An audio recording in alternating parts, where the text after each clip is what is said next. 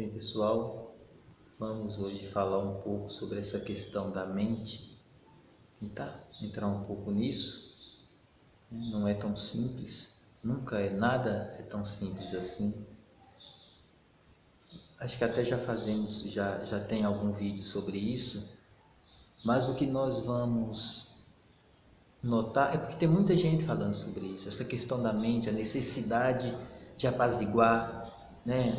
De harmonizar, tranquilizar a mente, entende? E pessoas realmente estão se esforçando para isso. Aí nós percebemos, né? As pessoas que fazem um esforço danado, tremendo, para conseguir essa paz mental, né? Mas na maioria das vezes também nós percebemos que talvez estejam começando pelo lado errado. Que você percebe que as pessoas não fazem aquela pergunta: do que se trata a mente? Nós não começamos por aí. O que é? Do que é feita? Onde está? Entende isso? Né? É algo físico, né? Em um meio abstrato, ou abstrato em um meio físico. Não sei se as pessoas fazem um questionamento, né? Começam a fazer um questionamento dessa forma, né? E assim vão despendendo força para conseguir algo que fica impossível, né? Domesticar um animal que eu não sei do que se trata, não sei que animal é esse, qual é a sua natureza, nada, né? E às vezes nós começamos por aí dessa maneira porque nós achamos, tanto essa questão da mente como outras, né? Espírito, Deus, o eu, né? Sempre nós achamos que já resolvemos essa questão, quando na verdade o que nós fazemos é pegar algo, né? Um determinado credo, né? Eu não digo que não seja importante, como eu sempre coloco, é importante que vocês conheçam, né? Mas nós pegamos aquilo ali e pronto, já colocamos como se eu já tivesse compreendido, internalizado, se eu já estivesse fazendo experiência minha mesmo, né? Vivenciando aquilo. E na maioria das vezes nós usamos aquele crédito que mais se afiniza, vamos dizer assim, com a nossa preguiça. Por isso que as pessoas pulam sempre, vai de credo em credo, né? Quando esse chega num ponto, vamos dizer, estou participando de algo, quando esse chega num ponto que começa a questionar a minha zona de conforto, geralmente já não me serve mais, aí eu troco. Até eu vou chegando ali pelo materialismo, ateísmo, né? Justamente que eu não quero mexer demais, eu não quero entrar demais, eu quero algo pôr na estante para que os amigos vejam, né, quando for me visitar, e aí nós vamos passando, né? Então o que nós vamos tentar fazer é entrar um pouco mais nessa questão do que se trata a mente, né? Entrar um pouco, até porque o mais importante eu acho que já foi dito, né, agora nesse acima, né? Poderia a mente, né, ser esse personagem? Acho que tem um vídeo aí, acho que o último ou penúltimo, nós falamos muito sobre essa questão do personagem.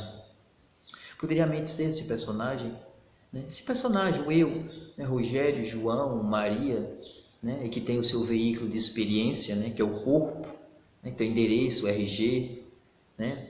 E que carrega, né? Uma quantidade imensa de lembranças e que cultiva também uma outra uma infinidade de desejos, né, do que pode vir a ser, né, aqueles pensamentos do futuro, né, e que tudo isso, né, é organizado, vamos dizer assim, em pensamentos, que é colocado em palavras, é que nós guardamos tudo naquilo que pode ser chamado como memória e que faz parte daquele sistema, né, o componente eletrônico cérebro, né, e que faz parte do corpo, que é esse veículo.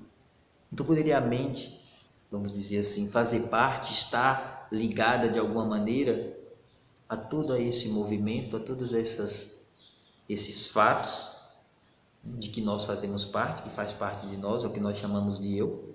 Poderia a mente fazer parte disso, ser isso? Então você percebe que são águas profundas. Não dá para ficar nadando na superfície e achar que vai compreender o que vai fazer uma mudança considerável em sua vida, aquelas mudanças fictícias, né? Estou mudando, hoje sou melhor do que ontem. Já falamos sobre isso, não quero entrar nessa questão. Mas fica a questão, e como eu penetro isso? Já percebemos que por esse meio analítico demais sempre vai vir um outro questionamento, e aí não tem fim. É um emaranhado de porquê. Será que é assim? Será que não é? Do que se trata? Do que não se trata? E vamos perdendo muito tempo aí. Isso aí seria como um peixe tentando compreender o mar, o que é impossível para o peixe. Porque para compreender, pelo menos de uma maneira mais interessante, que seja mais útil para ele teria que sair do mar e dar uma boa olhada de cima. E nós sabemos que isso não dá para acontecer, porque ele morreria. Antes de entender algo, ele já morreria. Então esse não é o meio, não vai levar muito longe. Então, o outro método seria se desconectar dessa condição de peixe, que nós falamos da mente, desse personagem, ele conseguir se separar disso. Então você percebe que tanto um como o outro método, de certa forma, é um tanto absurdo. Mas no primeiro, que é o de sair do mar e dar uma olhada de cima, esse daí ele já morre logo, então é melhor descartá-lo. O outro, ainda sendo absurdo, dá para experimentar, sem literalmente morrer, ou pelo menos a parte mais importante não morre. E qual seria essa parte importante? Infelizmente, não dá para falar sobre isso. Tem que se viver uma experiência. E aí, obviamente, vem essa pergunta: e qual seria a experiência? Então, o que nós podemos colocar, que seria essa meditação. É uma coisa muito antiga, ninguém nem sabe quando começou. O Buda não inventou, o Krishna não inventou, os cabalistas não inventaram, o Cristo também não inventou. Mas isso está no mundo. Como que nós sabemos disso? Porque há sempre relatos. Quando você começa a aprofundar aquela coisa dos santos, você vai perceber, um momento ou outro, eles estavam praticando uma determinada meditação, um determinado método. E nessa prática, houve um momento que houve essa desconexão, por assim dizer, em que eles conseguiram, vamos dizer assim, algo conseguiu sair dessa condição mente, peixe, personagem, e pôde observar o mar. Lembrando que para nós o mar, ou seja, justamente a eternidade, o eterno. E não dá para mim procurar um pontinho alto dentro do tempo e espaço e dali dar uma boa olhada na eternidade. Não dá para fazer isso. Então, porque o tempo e espaço é justamente o reino do personagem. O que nós colocamos como essa mente que está sempre subindo, descendo. O Sai Baba, eu acho, se não me engano, ele colocava a mente como um macaco louco. Enfim. E se nós conseguirmos, então, desconectar desse tempo e espaço, desse personagem, aí o que sobrar seria o eterno. Então, vale a pena adentrar por esse meio, por essa via, porque a outra nós sabemos que é mais absurda ainda. Mas qual método de meditação? Eu acho que é válido uma pesquisa. Eu acho a meditação, esse zazen, mais interessante porque não tem muita coisa, não tem repetir nada, palavra, essa coisa toda de auto-hipnose. É uma coisa de realmente você senta, você para. Mas eu não quero entrar muito nisso, que fica a critério dessa pessoa tentar. Como fazer essa meditação? Porque na meditação, nós estamos simplesmente, você para. A questão mesmo do zazen, o próprio Dogen, ele coloca uma coisa interessante, que você não está buscando nada, você não está nem mesmo buscando a iluminação, porque a prática em si já é a iluminação. E pode parecer muito simples, simplesmente ficar parado, mas é realmente uma coisa muito interessante, muito absurda, porque você já começa a criar uma revolução no próprio sistema de pensamento do cérebro mesmo, que não foi feito para ficar parado, vamos dizer assim, olhando para a parede. Nós sabemos que a meditação é justamente uma vida contínua, faz parte do seu cotidiano. Você conseguir silenciar, como nós colocamos no outro vídeo passado, acho que o penúltimo, que é justamente se você consegue cessar esse personagem, todo o movimento do querer, todo esse movimento de julgamento, de observação, de posse, que faz com que cada vez mais emaranhamos nesse jogo de posse, de ter, de não ter, de perder, de sofrer, de nascer, envelhecer, morrer, nascer de novo, envelhecer, morrer, seja lá o que for. Então é interessante que daquele outro nós colocamos isso. Pode a mente silenciar-se? Mas eu acho que a gente não chega a falar dessa questão da meditação. E na verdade, esse é um meio interessante, porque na verdade não é algo que alguém começou, parece que sempre existiu. né? O nirvana, a meditação, não é algo que começou com o budismo.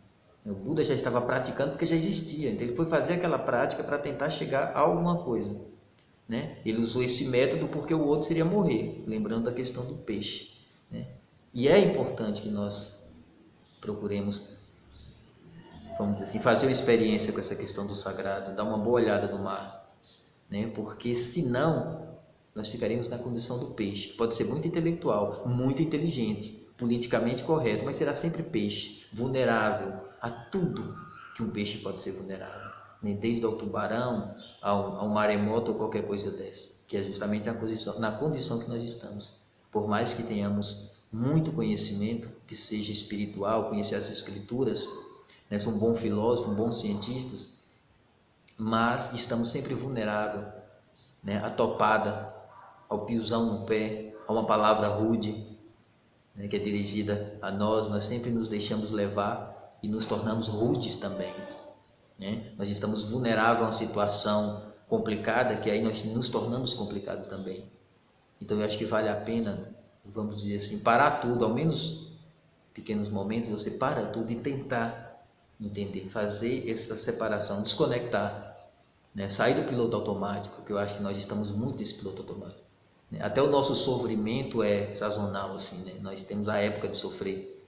Às vezes no ano sempre sofremos na mesma época do mês, quase nos mesmos dias da semana, porque é sempre o mesmo sofrimento, é a mesma renitência.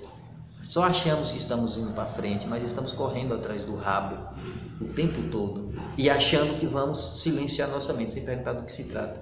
Do que se trata o rabo, ou o oceano, do que se trata o eterno. Então a meditação é isso, quando você para e pergunta o que é. E aí você percebe que só fazer a pergunta não dá, então você tenta fazer essa pergunta silenciosa, como diria os santos, né? Santa Teresa, São João da Cruz, né? A oração silenciosa. Então vamos pensar isso e até a próxima.